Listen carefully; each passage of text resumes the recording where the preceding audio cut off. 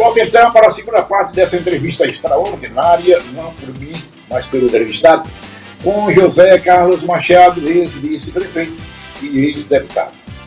Meu caro Machado, falemos sobre política. Você também é presidente estadual do DEM. Para jogar assim, amplamente, de forma assim, bem direta, Machado disputará a eleição de 2022 como candidato a deputado federal? Bem, Machado? Olha, Vilmar, eu tenho conversado muito com a ACM Neto, não é? Na última semana, exatamente na quinta-feira, nós tivemos um encontro lá na sede do partido em Brasília, eu, ele e a senadora Maria do Carmo.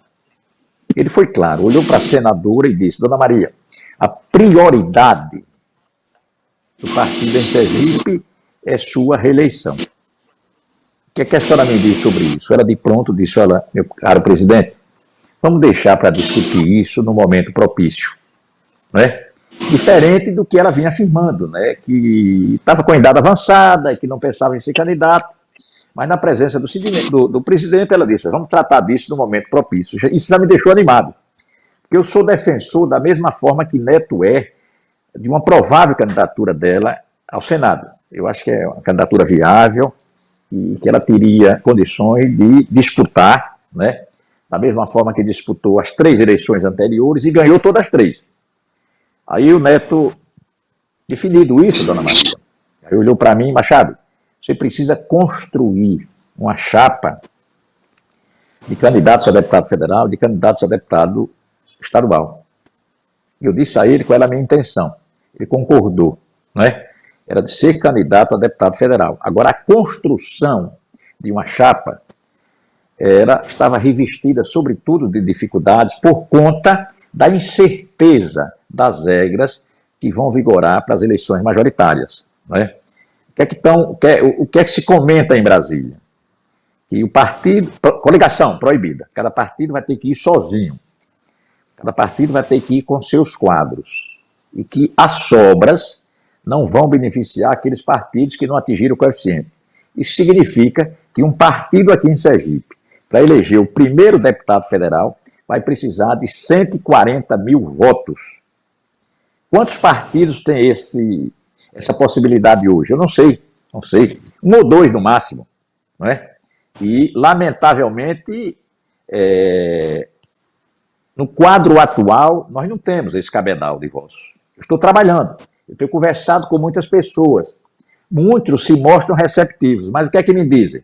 O óbvio: Machado, eu vou ter que esperar as regras, eu preciso saber quem vai se filiar ao PF, aos democratas e disputar comigo a eleição, não é? Então, Gilmar, esse momento é só de aguardo, né? Está acontecendo muita conversa, eu brinco até, de vez de conversas afiadas, está acontecendo muita conversa fiada, né?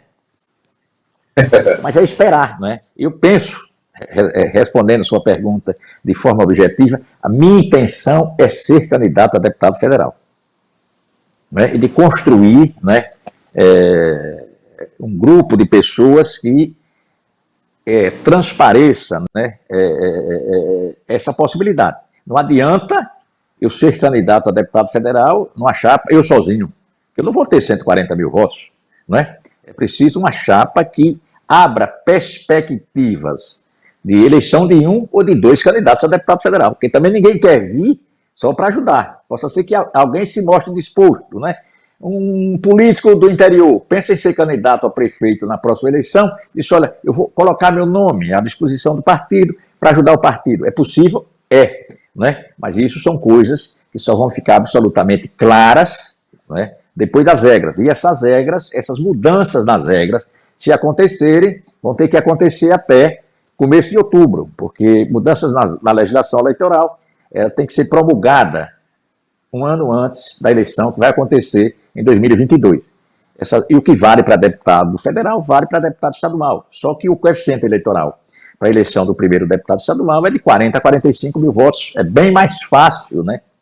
Você conseguir 4 ou 5 ou 6 nomes para disputar, para compor uma chapa de deputado federal com essa possibilidade.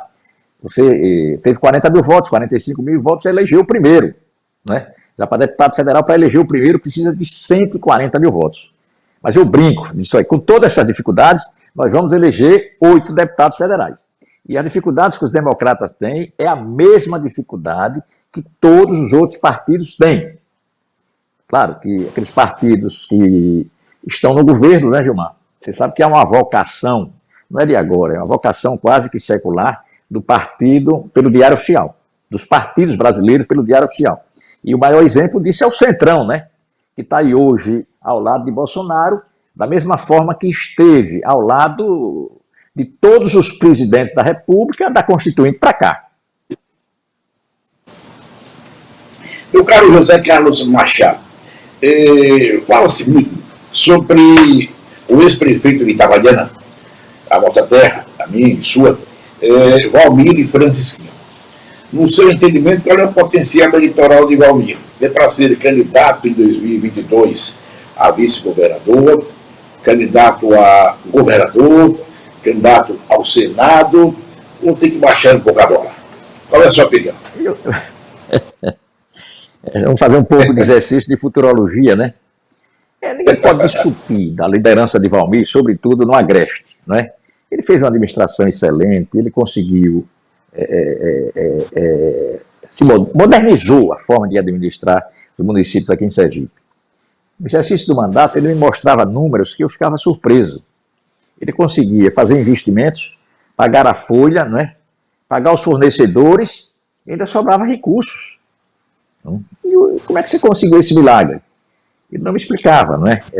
Eu digo que está na hora de você começar a dar um curso para esses novos administradores. Agora, qual é o caminho que ele vai tomar? É uma eleição, vai participar de uma eleição majoritária ou de uma eleição proporcional? Eu digo a ele só uma coisa, você não pode ficar sem mandato. Né? Veja bem, analise direitinho. Os aliados dele, que compõem o PL, acham que ele é um nome forte para participar de uma eleição majoritária, como candidato ao Senado ou como candidato a vice-governador. Ele é do PL. O Valdevan 90, que é do mesmo partido de Valmir, já se lançou como candidato ao Senado. Né? Então, essas coisas, essas definições de chapas majoritárias, né? Se as definições das chapas proporcionais está extremamente complicada, muito complicado também está a definição dessas chapas majoritárias, né?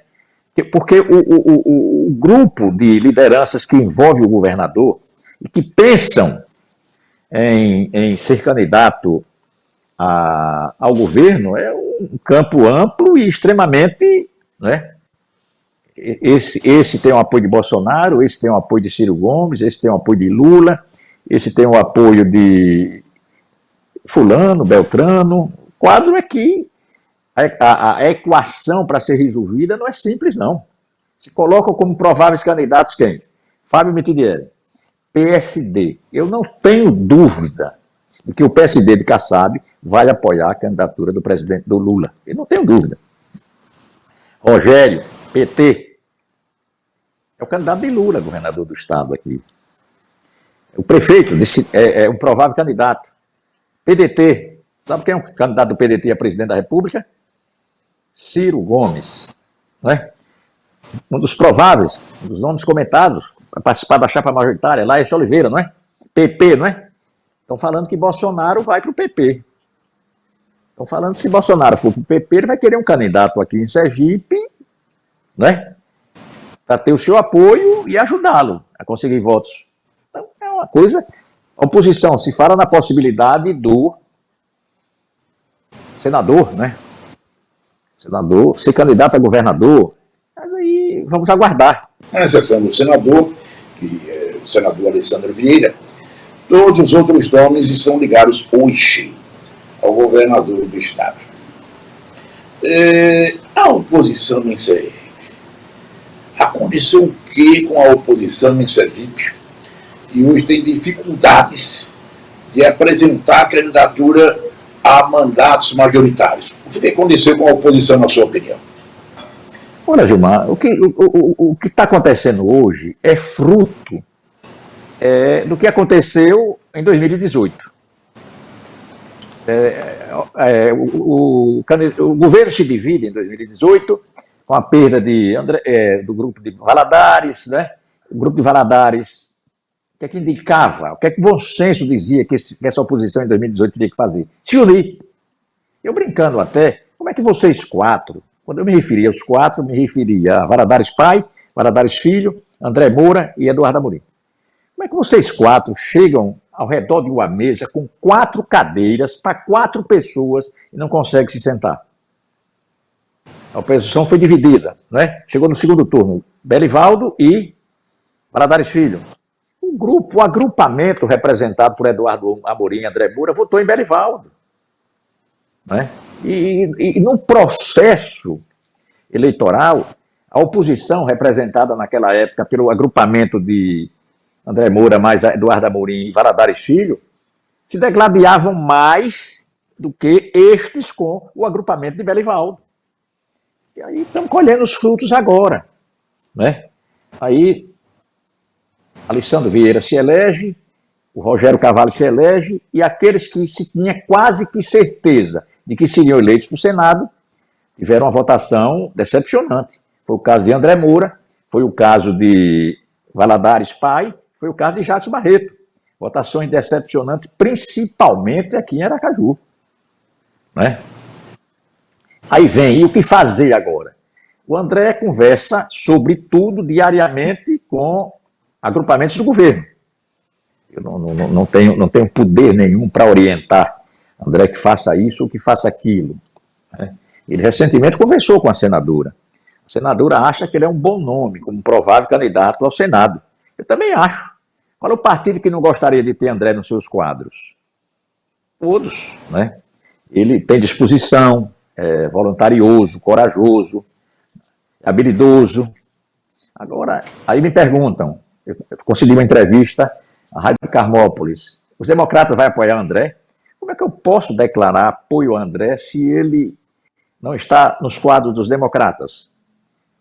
A gente declara apoio a André, ele aí faz uma aliança, dessa aliança os democratas não podem participar. Então, Gilmar, está se conversando muito, né? Eu acredito que muita coisa pode acontecer, não tem absolutamente nada definido. E é ter paciência, né? É fazer aquilo, exercitar aquilo que Tancredo nos ensinou. O principal atributo de um político é ter paciência, paciência, paciência, paciência, e o quinto é a paciência. Para aguardar. Mas você disse muito bem, você colocou muito bem. A oposição aqui em Sergipe está sendo feita de uma forma tímida, né? Exclusivamente pelo grupo do Cidadania.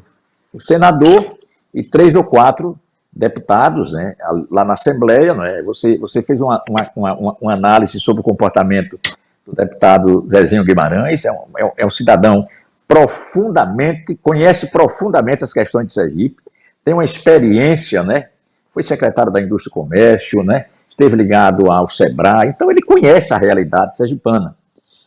Hoje a gente percebe que ele está umbilicamente ligado ao PL. O PL vai fazer oposição ao que está aí ou não? Não sei. O Vanderval 90, deputado federal, Bosco Costa, deputado federal, Valmir de Francisquinho, estou falando das principais lideranças do PL. Mas entre elas está o menino, aqui em Aracaju, como é o nome? O Milton. Então é uma coisa que a gente vai ter que esperar para arrumar, para ver o que vai acontecer. Quer dizer, só se comenta como prováveis e mais fortes candidatos ao governo pessoas ligadas ao esquema político do governador. Né?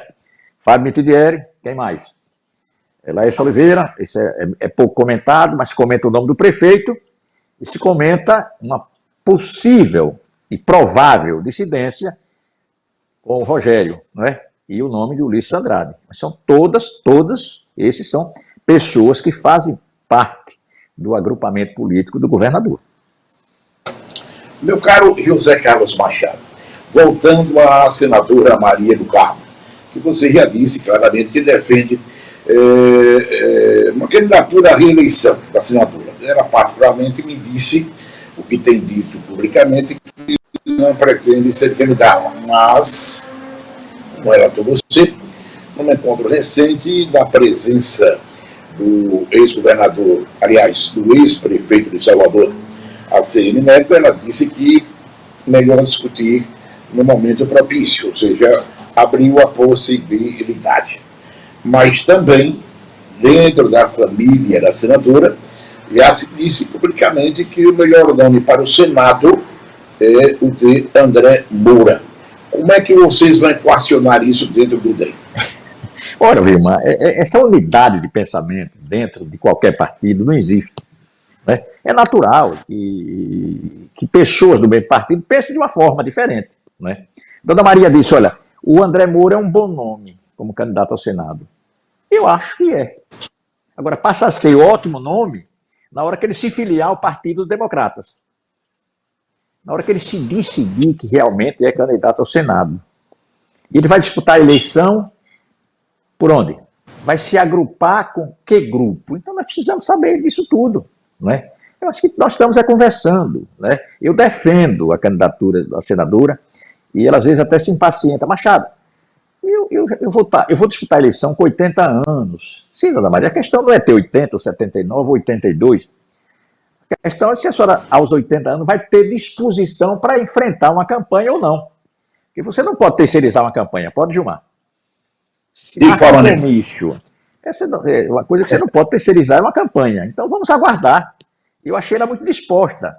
A gente andando em Brasília na quinta-feira, ela sempre na minha frente. Eu tenho um problema de coluna e às vezes, né, depois de 10, 15 minutos de andança, começa a me incomodar. Dona Maria, a senhora reclama que não tem disposição e está andando na minha frente. Não é? Assim, uma particularidade eu não lhe contei, me permita contar, aqui no ar. O Assemineto perguntou por você, viu? E me disse que na minha próxima ida a Brasília, para eu convidá-lo, que ele quer conversar com você. Ele relembrou aquela conversa que nós tivemos lá em Salvador, né? Aham. E nós vamos conversar. Veja, mas, Machado, com relação à senadora Maria do Carmo,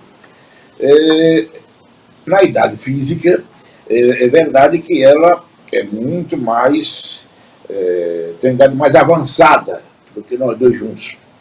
Mas quem conversa com ela sabe... Nós temos mais de 50, né, Gilmar? Mas quem conversa com ela pessoalmente sabe que ela está bem mais jovem do que nós dois juntos. É impressionante o vigor dela. Mas, ô, Gilmar, não é isso? Pergunto a você o seguinte. E o DEM vai caminhar nas eleições com o governador atual ou contra o governador? Olha, Gilmar, eu já disse isso e sem problema nenhum. Eu estou disposto para conversar com todos os agrupamentos. Disse isso numa entrevista ao seu colega Diógenes Braga a semana passada. Não é? Conversar. Conversa não significa compromisso. Conversa não significa acerto para apoiar este ou aquele candidato. Vamos conversar. O partido tem algumas, né, prioridades. Primeiro, a acessibilidade para o social. É uma política voltada, sobretudo, para aquilo que eu considero o maior problema do Brasil. E o partido pensa da mesma forma que eu. A geração de empregos. Ninguém fala disso, né, Gilmar? Quantos sergipanos desempregados, Gilmar? Quase 200 mil sergipanos desempregados. Alguém fala nisso? Ninguém fala nada. Nada. Ninguém está preocupado com isso. Sensibilidade para o social. Entendemos que num país extremamente desigual, soluções para os graves problemas brasileiros não dependem só do mercado. É preciso que haja sensibilidade de quem governa para investir naquilo que vai resolver, sobretudo, o problema dos mais pobres. É por isso que eu luto para a conclusão da ampliação da Escola Técnica Federal. Mais 1.000 alunos, sobretudo 1.000 alunos provenientes de família de baixa renda. Então, essas conversas, né, Gilmar, naturalmente, que vão ocorrer. Eu tenho disposição para conversar com todos. Eu tenho uma trajetória política, comecei em 87, né? Eu sempre me dei bem com meus adversários. Quem sempre foi oposição aos democratas aqui em Sergipe, ao antigo PFL, Partido dos Trabalhadores. Eu tinha uma excelente relação com o ex-governador Marcelo Deda. Deda governador, eu levei o prefeito João Alves por 3 vezes no seu apartamento. Vivemos num palácio de despacho do governador por várias vezes. João prefeito, ele governador. Eles se entendiam, tinham gostos, né, pelas artes, pela música, né, muito parecidos. Passavam 5, 6 minutos diante de uma obra de arte, conversando sobre isto, sobre aquilo, mas eram adversários, isso não impedia que conversasse. Então, Gilmar, eu não sei qual será o caminho do PFL, se é apoio ao governador, se é apoio a um bloco de oposição ao governador, mas eu estou disposto a conversar com todos os segmentos da política de Sergipe. Olha, mudando um pouco de assunto, é rapidinho, realmente está confirmado, o prefeito de Aracaju, Edivaldo Nogueira, está sendo convocado, agora oficialmente, pela CPI da Covid, lá no Senado da República, exatamente para prestar depoimento sobre recursos federais para a Prefeitura de Aracaju, especialmente falando contratos emergenciais, principalmente o do Hospital de Campanha. Meu caro Machado, aproveitando a sua generosidade, eu nem o consultei, mas nós vamos abrir aqui uma exceção e fazer a terceira e última parte dessa entrevista que nós vamos veicular nesta segunda-feira. Um abraço para todos, muito obrigado. Vem aí a terceira parte, hein?